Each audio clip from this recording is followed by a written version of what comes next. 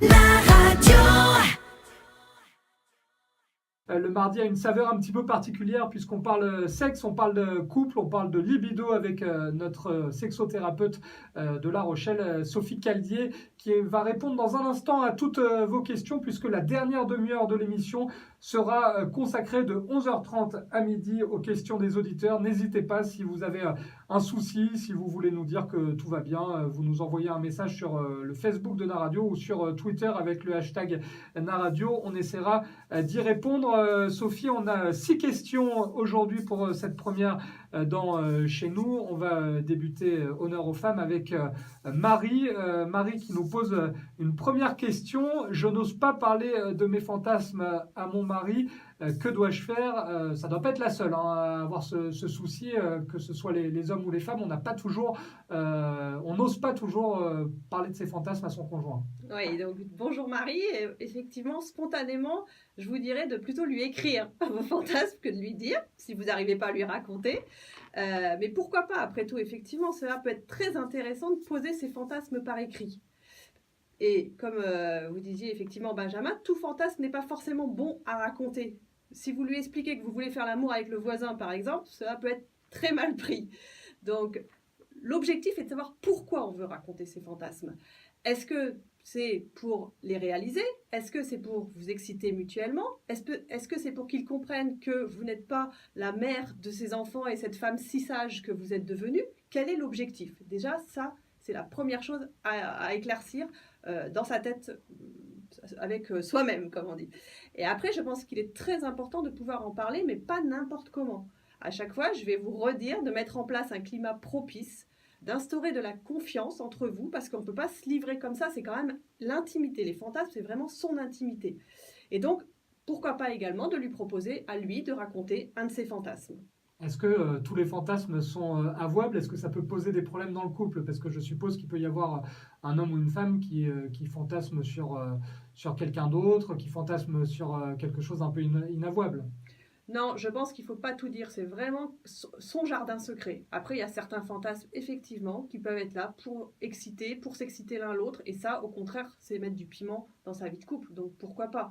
Et il y a des fantasmes, notamment des fantasmes de soumission, on en entend effectivement, ou le fantasme de viol, qui reste à l'état de fantasme, et qui ne va pas être mis forcément en pratique. Et je suppose aussi, Sophie, que certaines fois, on n'ose pas avouer son fantasme à son conjoint. Et c'est dommage parce qu'au final, on se rend compte peut-être en parlant que la personne en face a exactement le même, en fait. Exactement, oui, tout simplement. Il faut toujours, le mot que je vais dire, ça va être communiquer, communiquer, communiquer et niquer, effectivement, pourquoi pas. Désolée, ça m'a échappé. Mais voilà, et du coup, pour pouvoir, effectivement, le mieux possible, se mettre en connexion. On parlait tout à l'heure de la communication et de l'importance peut-être aussi de varier les plaisirs et de faire ça sous forme de jeu tout à l'heure. Ça peut être aussi, on parlait de la boîte aux lettres par exemple, ça peut être là aussi une possibilité pourquoi pas de l'écrire et de mettre ses fantasmes dans une enveloppe ou le faire sous forme de jeu. Oui, tout simplement, comme disait Marie, elle n'ose pas dire ses fantasmes. Peut-être que, effectivement, il vaut mieux les écrire d'abord, qu'elle puisse les édulcorer ou justement les fantasmer encore plus et pouvoir les lire peut-être dans une soirée amoureuse, justement, comme on parlait tout à l'heure des rendez-vous amoureux, et faire une thématique soirée fantasme. Alors, on a une question, cette fois d'un homme, d'un auditeur de Naradio, puisqu'on le rappelle, de 11h30 à midi, on essaye de répondre avec Sophie, surtout Sophie, parce que moi, j'ai pas beaucoup de réponses, mais on essaye de répondre à toutes les questions des auditeurs de Naradio concernant notamment le sexe et le couple. Aujourd'hui, on a un thème sur la libido, donc forcément, les questions sont un petit peu liées. On a Alex, d'ailleurs, ça revient plusieurs fois. On a Alex, on a Ryzen aussi, qui nous disent, en gros, je vais résumer, Alex et Ryzen ont beaucoup plus souvent envie de faire l'amour que leurs compagnes. Ils ont une libido ultra développée selon eux. Ils demandent que faire dans ces cas-là, comment on peut, parce que c'est tout simplement psychique, mécanique. On ne peut pas demander à son conjoint ou à sa conjointe, en l'occurrence, d'avoir le même nombre de rapports que ce qu'on a dans la tête, Sophie. Effectivement, donc déjà je vais partir sur, bonjour Alex, bonjour Ryzen, juste sur un détail qui est effectivement les hommes, tous les 3 jours, vont avoir envie de faire l'amour. Pourquoi? Parce que tout simplement, les spermatozoïdes vont se régénérer tous les 3 jours. C'est un cycle de 72 heures, les femmes c'est 28 jours, les hommes c'est 72 heures. Donc après, comme les spermatozoïdes sont au max, et ben effectivement, tout simplement, je vais parler un peu vulgairement, mais il faut se décharger. Donc après, soit ça passe, parce que voilà, on pense à autre chose, effectivement, et comme on disait tout à l'heure, il y a le travail qui peut stresser, etc. Soit au contraire, ça reste dans la tête, et du coup, on a envie, et on va plus un petit peu harceler sa compagne. Alors, la première réponse que je vais faire, c'est effectivement, avant tout, de savoir pourquoi, de comprendre pourquoi la femme, sa femme, à Alex ou à Ryzen, ont moins envie de faire l'amour. Et comme on a vu tout à l'heure, quelles seraient les causes pour elle de cette absence de désir? Est-ce que donc c'est des causes psychologiques, physiques? On répète ce que j'ai dit au début d'émission. Est-ce que aussi le couple traverse une crise? Est-ce que monsieur, vous êtes plus froid, plus distant, parfois plus agressif? Et ça, déjà, ça va baisser la libido de madame. Elle a besoin qu'il y ait un climat et que l'homme soit attentif pour pouvoir aller vers la sexualité. Donc le premier conseil, c'était un peu cru, ça a sûrement dû vous faire rire ou vous interpeller. Sophie conseille à Alex et Ryzen de se décharger. Messieurs, mesdames, attendez le mercredi. On l'a dit, c'est tous les 3 jours pour les spermatozoïdes hommes. Donc lundi, mardi, mercredi. Logiquement, mercredi soir, sauf s'il y a Ligue des Champions. Sophie, les femmes, attention. Oui, exactement. Alors après, effectivement, c'est le cycle de l'homme. Voilà, c'est comme ça. Après, effectivement, on n'est pas des bêtes. Et effectivement, ni Alex ni Ryzen sont des bêtes, effectivement. Et après, c'est tout un questionnement à avoir. Et tout simplement, essayer d'observer sa partenaire et de se rendre compte qu'est-ce qui fait qu'elle n'a pas envie de venir vers eux. Peut-être tout simplement. De se remettre aussi en question. Et l'envie peut également disparaître en cas de changement du corps. Tout à l'heure, on a parlé des femmes qui étaient enceintes. Ça peut parfois les perturber et se sentir moins à l'aise dans leur corps. C'est le cas aussi des hommes, Sophie, puisqu'on a par exemple une question d'Arthur qui parle de sa prise de poids. Arthur qui vous demande, Sophie, depuis ma prise de poids, je me sens de moins en moins désirable. J'ai du coup moins envie de faire l'amour. C'est vrai que par rapport à son conjoint ou sa conjointe, on peut parfois se poser des questions qui n'existent pas parce que le conjoint, quoi qu'il arrive, malgré une prise de poids, continue d'aimer son alter ego. Oui, tout à fait. Alors d'abord, je vais répondre pour Arthur parce qu'effectivement, les femmes, c'est un petit peu différent. Mais effectivement, déjà, Arthur, la prise de poids, elle entraîne une baisse du taux de testostérone. Donc, une baisse. Purement techniquement, effectivement. Voilà. Également, effectivement, la prise de poids entraîne une mauvaise circulation sanguine. Donc le sang va affluer moins facilement dans les corps caverneux du pénis, ce qui peut entraîner une érection de moins bonne qualité. Ça, c'est le deuxième point. Et ensuite, la prise de poids, tout simplement, quand on dit qu'il y a moins envie de faire l'amour, effectivement, on a une image ou une estime de soi qui est négative, parce que notre corps a changé et que du coup, on a cette mauvaise image, cette image qui s'est dégradée, et donc le désir d'aller vers l'autre, on a plus envie de se cacher, plus honte de ses formes. On a compris depuis le début de cette émission quelque chose de très important. D'ailleurs, on pourra en faire une thématique un mardi chez nous, puisque tous les mardis, on le consacre au sexe désormais sur Na Radio. On a compris, Sophie, qu'il y a 2 facteurs très importants. C'est le facteur psychologique et puis le facteur tout simplement, pas médical, mais purement technique. Et ça, on ne peut pas toujours y faire grand-chose dans les 2 cas. Non, effectivement, et c'est toujours pour ça que moi je distingue, je suis sexothérapeute, effectivement, je vais recevoir plus les gens pour des difficultés psychologiques ou de communication dans le couple. Les médecins, et souvent, si c'est un problème physiologique ou médical, je réoriente vers un médecin traitant, et par exemple, pour les hommes, on va faire une prise de sang pour évaluer le taux de testostérone, parce qu'au fur et à mesure de la vie, il peut baisser. Donc, effectivement, il ne faut pas toujours se rejeter la faute et s'inquiéter en pensant qu'on fait mal ou qu'on a un souci. Parfois, il y a des raisons purement médicales, Sophie. Exactement, oui, ça ne sert à rien de se culpabiliser.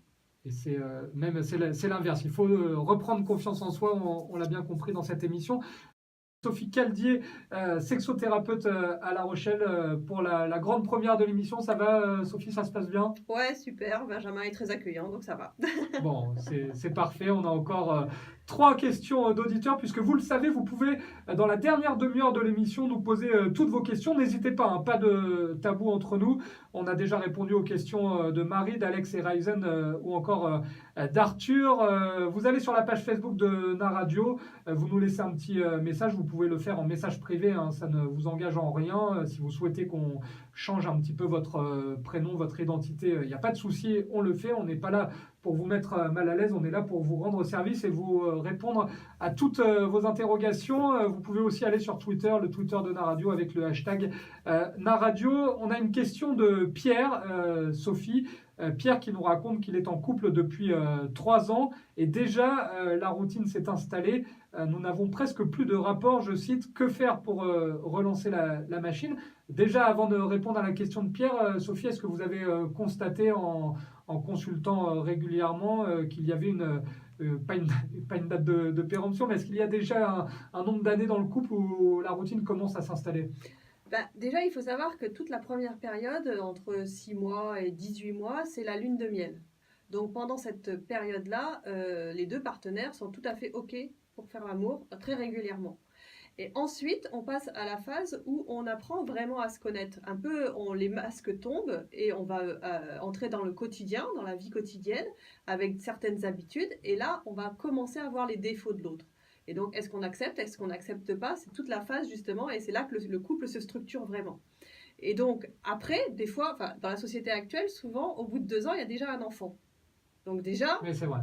Voilà, donc déjà, l'enfant, la libido baisse, puisque effectivement, c'est soit pendant la grossesse, soit après la grossesse. Souvent, il y a une période où on ne fait pas l'amour. Enfin, ça dépend des couples, hein, mais normalement, il y a une petite période où on ne fait pas l'amour. Et puis après, on va plus être homme comme femme dans la société d'aujourd'hui, orienté sur l'enfant. Donc là, effectivement, la libido a tendance à disparaître.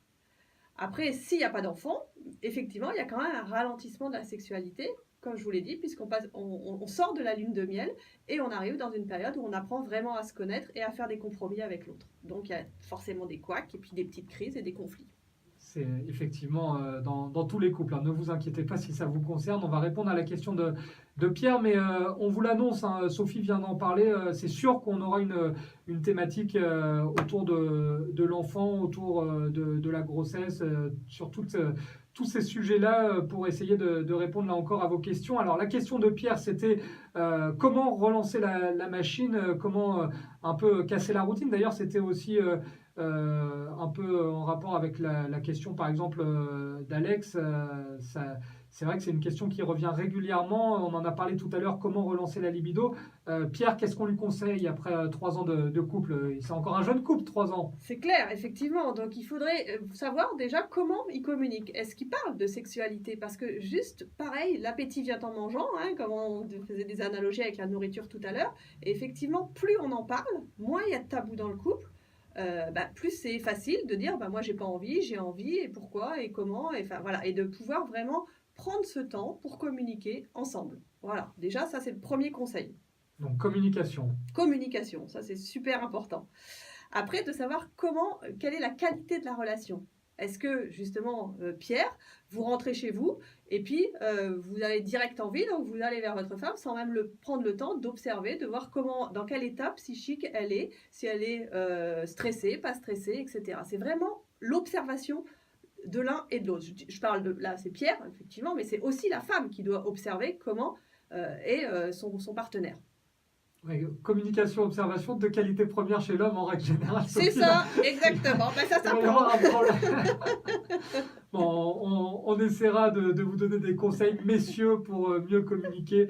Et je m'inclus dedans, hein. Je ne suis pas là en train de chambrer la jante masculine. Je suis le premier concerné, évidemment. On essaiera de vous donner plein d'astuces pour mieux communiquer. Pierre, on espère qu'on a bien répondu à votre question. On a encore 2 interrogations. Elles concernent... Pardon, excuse-moi.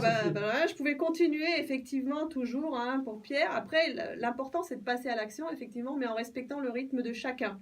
Donc, il peut aussi y avoir, comme on disait tout à l'heure, un câlin gratuit, c'est-à-dire sans intention sexuelle, de prendre l'autre dans les bras et de rétablir vraiment une connexion physique, de vraiment pas perdre ça.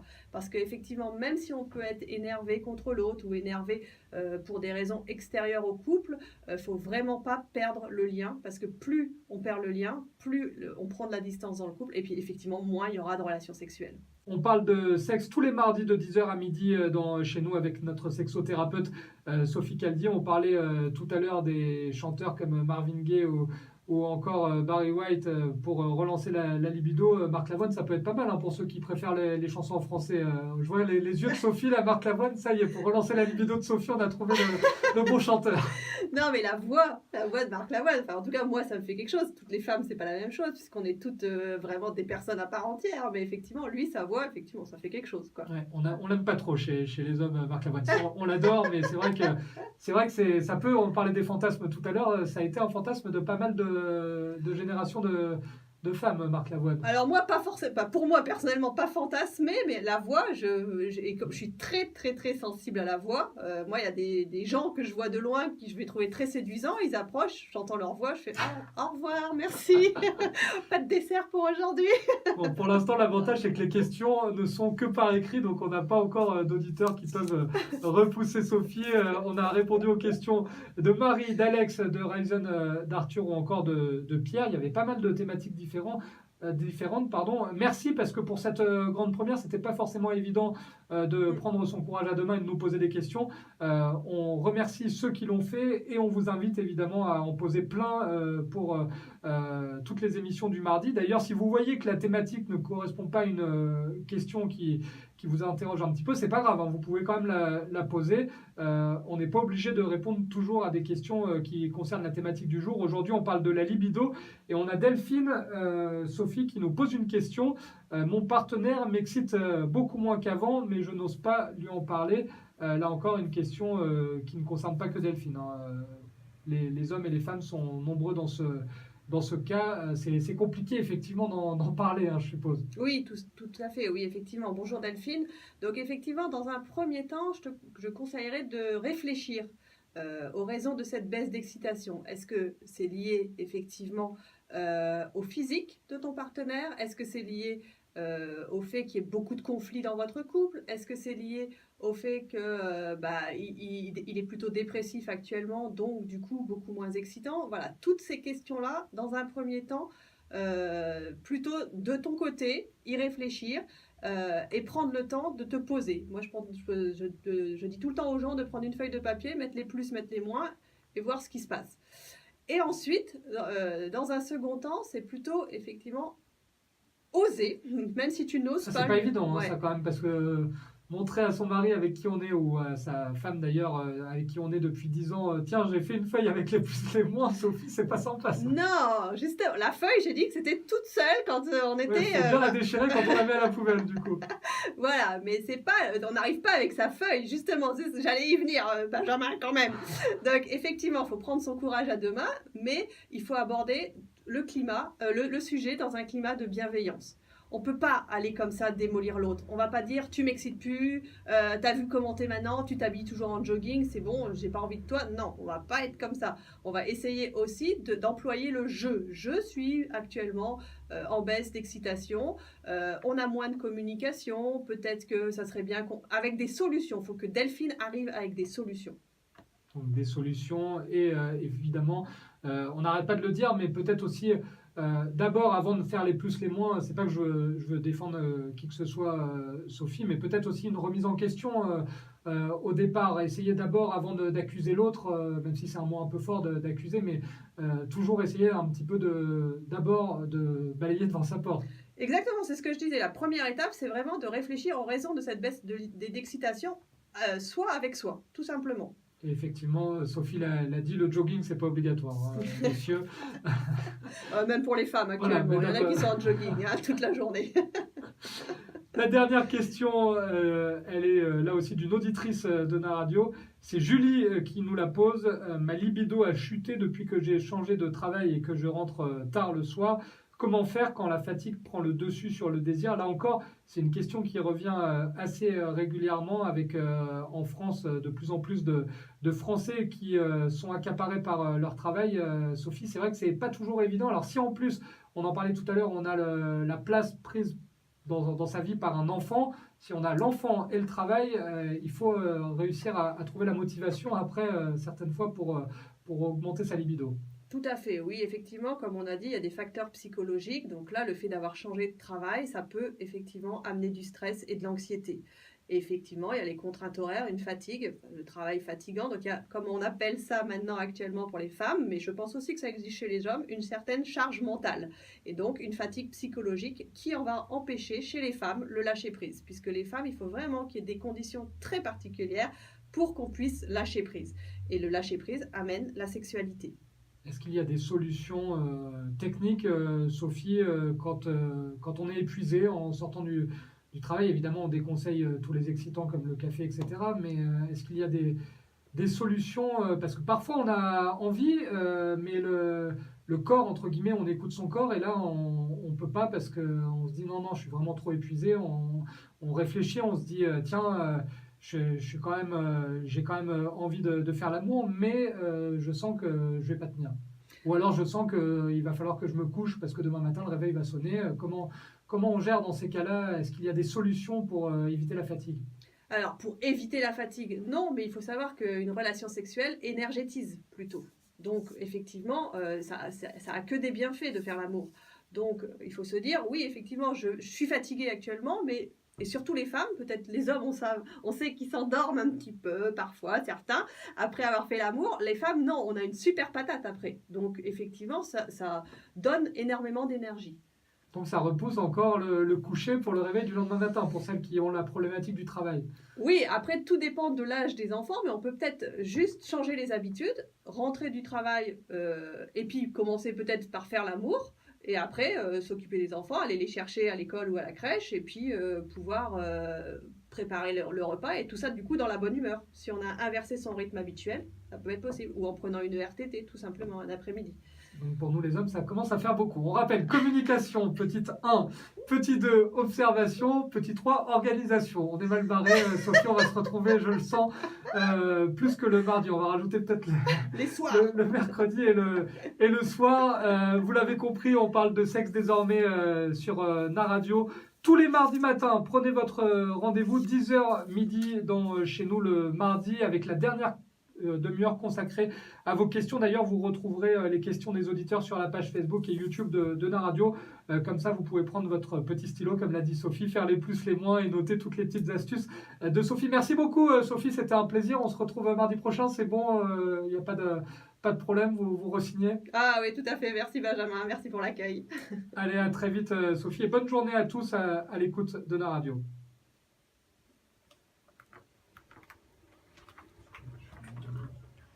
Un message pour... Du coup, comme j'ai oublié qu'on était filmé, j'ai dû faire